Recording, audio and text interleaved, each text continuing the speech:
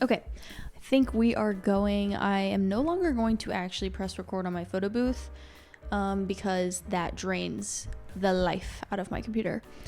Hi, welcome back to another media consumption review. Today is February, well, not today. This month is February. Today is the 27th, so we got one more day. But I don't think I'm going to watch any new media, take anything in that's going to be life-changing tomorrow. But who knows, maybe I could be wrong.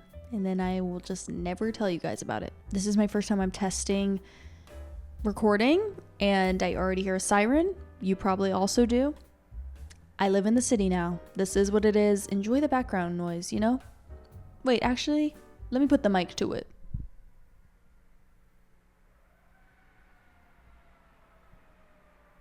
And it's gonna get louder. Wait, bring it up a notch. Yes, let's get into my media review of February. I had a very light month, honestly. I wasn't really taking in a lot of things, but I was doing a lot of creating. So more on that TBD in the future.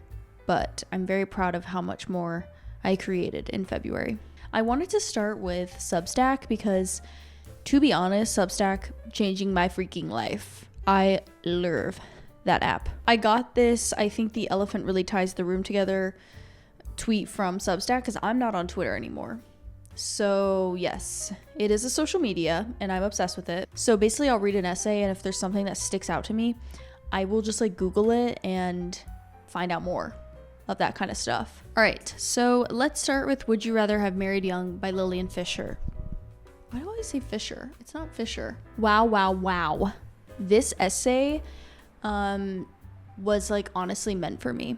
I highly suggest going and reading this if you can. I guess they got the idea because of, in a girls episode, Hannah says she's spending the weekend with this really hot doctor, and after she's with him for a few days, she tells him, please don't tell anyone this, but I want to be happy. And basically Hannah is just admitting guiltily that she wants happiness, which is financial stability, romantic stability, and just being cared for.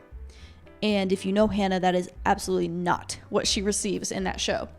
Then they go on to make a comparison with Sex and the City. They go on to make a comparison with a Sally Rooney novel, Beautiful World, Where Are You? Which that's actually my favorite Sally Rooney book.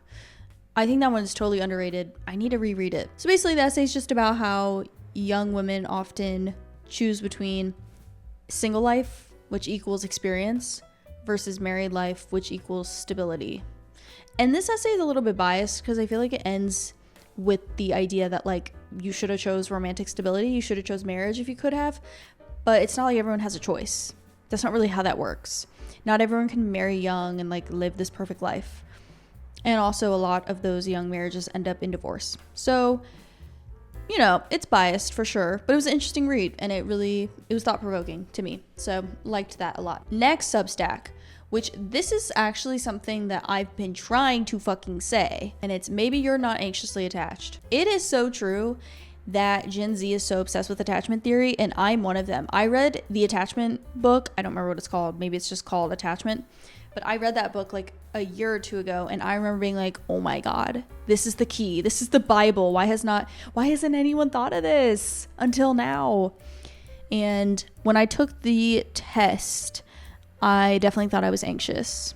I answered all the anxious things. Then I had 2 other relationships, and in those, it was weird. One of them I acted secure, and one I acted avoidant. Now, I think that they were both reflections of the relationship and how I felt in them. I just think your attachment style is maybe how you're reacting to the situation. Maybe you're in an anxiety-provoking relationship, or maybe you're in a relationship that is not really going to go anywhere, and you're just kind of well, whatever. I love this paragraph. I don't know about you, but I'm tired of this delusion in modern life that a psychologically healthy and adjusted person doesn't feel any pain or jealousy or need for anyone.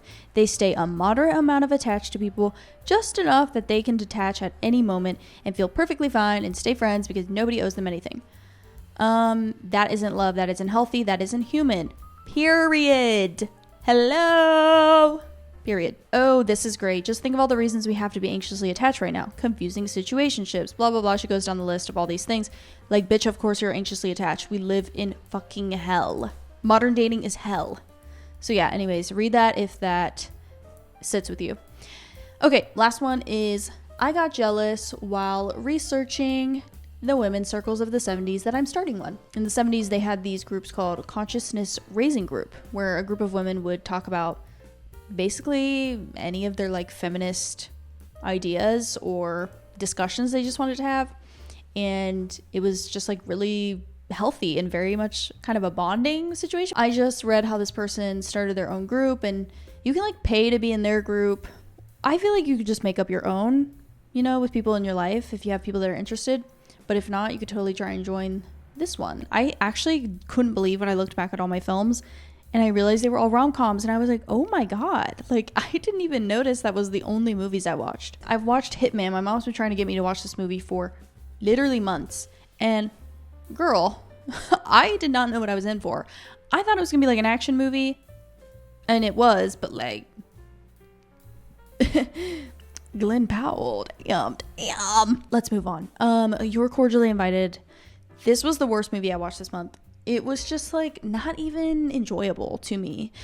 And I get that they're trying to include the Gen Z humor, and there is really something deeply unfunny about Gen Z. I am Gen Z, but like when you try to make fun of us, it's not very funny because, to be honest, we're not very fun, cool, interesting people. And like most of us are losers, and it's really quite sad to watch the Gen Z be losers, because like I'm like, damn, that really be us. Like we really just be phone addicted little stupid and it's disturbing. So yeah, I don't know if it's the movie's fault, but anyways, I thought Will Ferrell and Reese Witherspoon were fine. But like, I am not a Will Ferrell person. I do not like that man. I see that man on my screen and I want to turn it off. Elf, least favorite movie on this fucking planet. Can't stand that movie. Don't put me near it. Roman Holiday. This is the best movie I saw. Actually, no, it's not. Lisa Frankenstein beats Roman Holiday. Sorry, I said it. Roman Holiday, though, that was really good. First of all, Audrey Hepburn, I'm charmed. I really liked this movie. Their chemistry was so good. Like, truly, I get. Wait, she didn't win an Oscar for this. Oh, she did. Well, yes. Okay, so she did win. Lisa Frankenstein, oh my God. Oh my God. Why didn't you bitches tell me about this? Actually, my best friend did. My best friend literally told me to see this movie like 5 million times. And I never did. But I'm not going to have Amazon Prime in like 8 days, and it's on there. So I was like, let me make sure I watch this along with a lot of other Prime videos. Oh my God. Dude, after that movie, I said, put me in a full 80s get up right now. I literally was like, I need to have that costume. And why don't I wear my hair like I literally was like, oh, I want to copy this movie. And then that quickly wore off because I would never, because I don't have the style to. I don't have the bandwidth to create what they created, which is just 80s costuming. I don't have it though. I don't even have 2025 ability. I loved this movie. I loved it so much. It was so fun, so great. Cult classic, we all know. Last movie I watched was What Women Want. This was actually really fun. Yes, Mel Gibson, horrible human being. Hate his ass. I hated seeing him jump with glee, but I loved seeing him get electrocuted. But I hated him getting the woman at the end. But I love Helen Hunt. So, you know, it's a balance. It's all a balance. TV. Yeah, I've been watching The White Lotus. Obviously, that's still airing. I'm not even really talk about that, but y'all fucking know I love this show. Okay. Season 3, pretty good, honestly. The first episode I didn't love, but I also was playing Candy Crush at the same time and wasn't really watching. So when I watched the second episode alone, I said, oh, I get it. Oh, yeah, we're there. I read one book, and it was an amazing book. It was Traveling by Ann Powers, which is basically just, it's not a memoir, but it kind of is.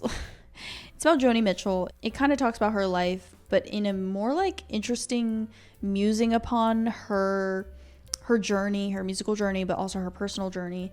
I just found it to be a great memoir, in my opinion, because it wasn't too overpowering with facts or trying to like hype Joni up like she was this perfect person. It's very respectful but very honest. I'm having a moment with Joni Mitchell. You guys, like, I love that woman already, but mid-20s, something clicked. I said, I need to have another. Oh, and another one is starting. Whoa, and it's like 10 years since, because I had my first Joni Mitchell moment at 15, as one should. As one should. And here I am again, starting over. I put Court and Spark by Joni Mitchell on my music because that album is just on fucking repeat. And has a lot to do with what I've been creating lately. So yes, thank you, Joni Mitchell. Thank you for your work. Thank you for your talent. We love you. Then I also really liked this album, Hinterland by Jealous of the Birds. This came out like 2 years ago, but I only just heard it now, and that's pretty much it. There's been really no other music inspiring me. That's it. I only have one app, and it's Music League, which is just a fun app that you can just look it up. I can't even explain. My brain is so dead right now. I haven't even been recording that long. That's it. I'm tired. I'm gonna go, but I hope you enjoyed hearing about my media. Yes.